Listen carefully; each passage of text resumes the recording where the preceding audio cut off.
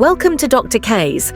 We've made booking your consultation simple, straightforward, and above all, secure. Step 1 is easy. Just hop onto the platform and choose the booking type that suits your specific needs.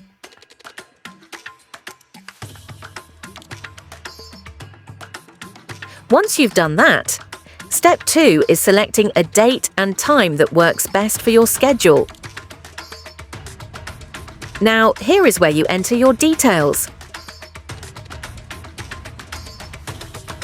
Once all your details are in, Step 3 is the final quick step, making your payment. As soon as that payment is confirmed, you'll hear a ping in your inbox with your complete confirmation email. However, pay close attention to this. If you are a returning patient looking for a follow-up, simply select your time, then look for the switch that says, "I am a returning patient."